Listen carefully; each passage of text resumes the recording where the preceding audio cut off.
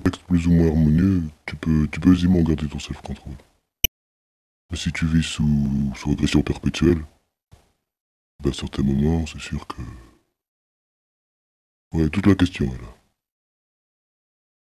Est-ce que ce sont les drogues qui rendent paranoïaque, ou est-ce que la paranoïa n'est pas de fait réel? Je pense que la paranoïa, avant toute chose, ça dépend de l'individu. Si l'esprit est assez fort pour parer à toute chose, eh ben ça devrait aller. Moi, quand je sonne ça, je sais qu'avec ça, j'ai tendance à avoir une perception plus accrue, tu vois. Et dans ce sens-là, ouais. On peut me dire que la drogue alterne ou développe un petit peu plus la perception. Donc, on rend paranoïaque, quoi.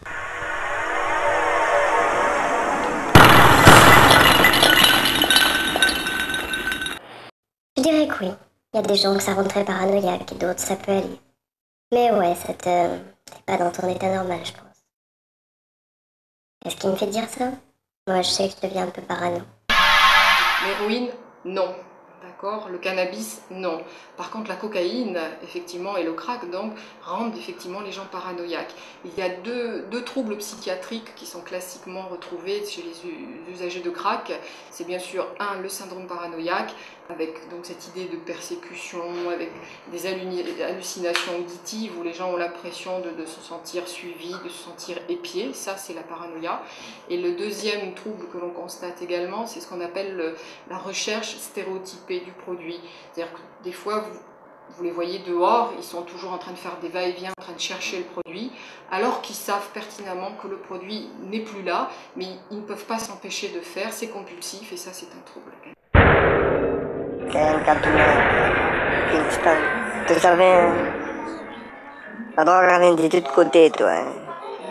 Jordan, Suriname, Brésil, Colombie, Pays Bas encore, donc. Depuis qu'il y a monde pour consommer, il y a toujours un monde pour vendre, toi. Quand c'est un fléau, il ne peut pas faire autrement parce que personne ne pourra faire rien pour arrêter ça.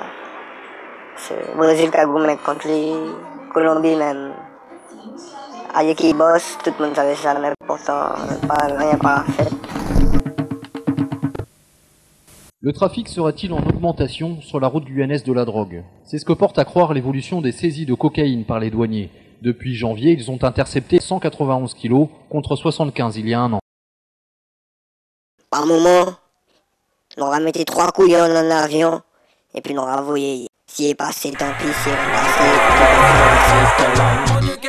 Kain Katrina Kingston, live country à papier 6 secondes. On la risque que toi y'a Katrina Brisbane. Toujours plus que la liste est longue.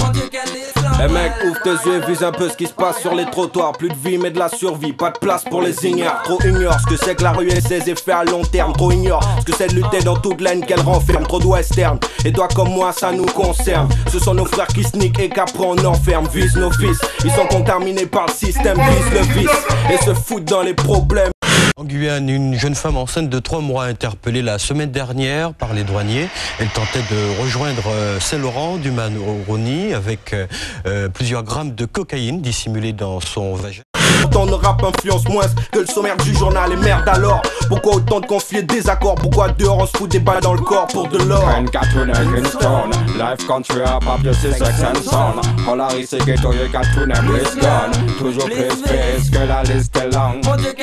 Kain Katrina Kingston, live country à papier 6 secondes. On la risque que toi y'a Katrina Brisbane. Toujours plus que la liste est longue. Mon Dieu quelle liste longue, ouais.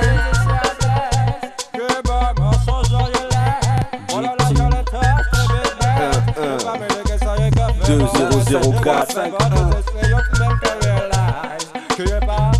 Putain de bled de Martorien. Le cannabis, le crack crack, hein, donc je rappelle que le crack c'est de la cocaïne. La cocaïne poudre existe ici mais reste quand même moins utilisée que le crack. Et également l'alcool qui est consommé de très jeune d'ailleurs et d'une façon massive. On voit d'autres drogues qui circulent également, hein, mais qui sont, j'allais dire, à l'arrière de la scène. De plus en plus quand même de l'ecstasy. Hein, on a eu des prises récentes, notamment par les douanes. Également le GHB, je veux dire appelé la drogue du viol, hein, qui existe également, voire de l'ice, enfin des autres drogues de synthèse qui circulent. L'héroïne quand même existe, notamment le fameux brown sugar, qui est une drogue fumée, et que l'on voit et, effectivement sur Cayenne.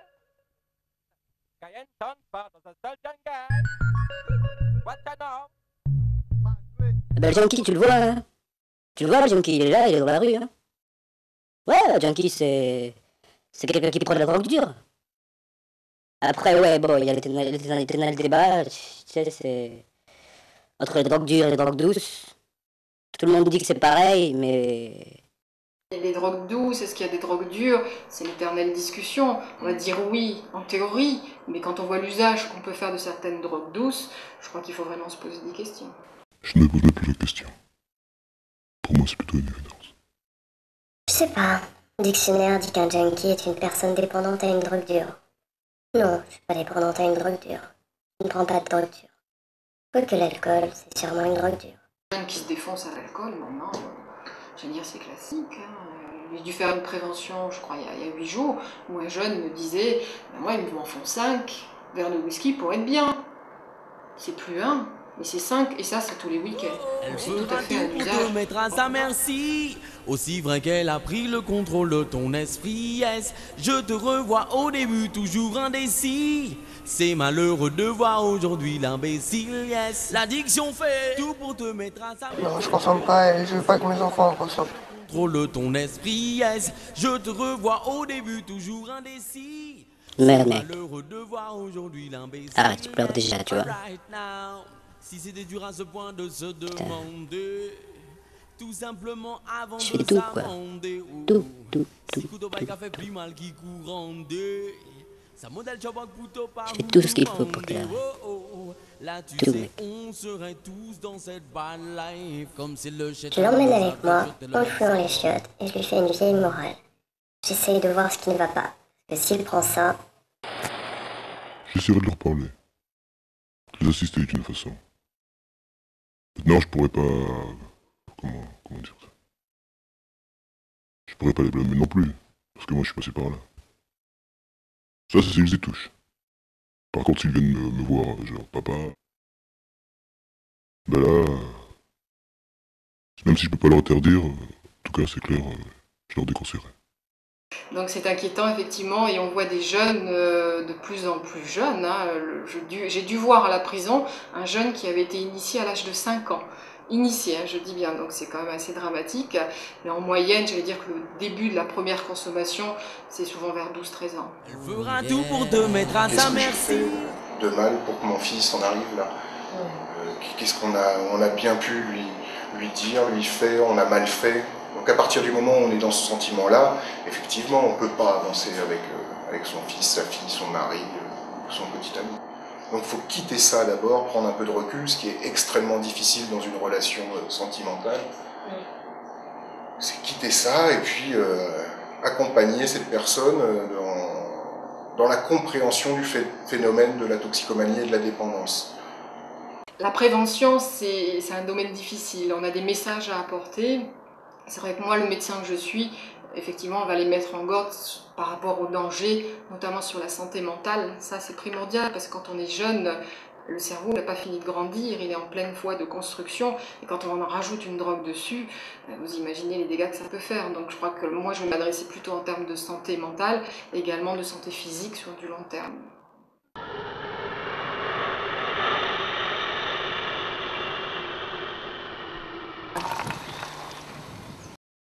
C'est un fait de société. Et il ne faut pas toujours stigmatiser les gens de la rue, parce que les classiques de dire le drogué là qui est dehors dans la rue, mais non, je veux dire, c'est aussi des classes socialement insérées qui consomment de la drogue et qui parfois même sont déjà dépendants et sont des gens, je dis, c'est pas inscrit sur le front, donc j'ai envie de dire que ça concerne tout le monde et pas uniquement ceux qui sont exclus du système. L'or que j'ai, je ne sais pas si en l'état, c'est un bon atout pour moi. Et comme le fait très bien par exemple le RDS à Cayenne, c'est de maintenir les personnes dans un contact un peu avec la vie civile. C'est-à-dire qu'on a affaire, pour les toxicomanes durs qui sont dans la rue, à des gens qui sont complètement déconnectés de ce que vous et moi connaissons.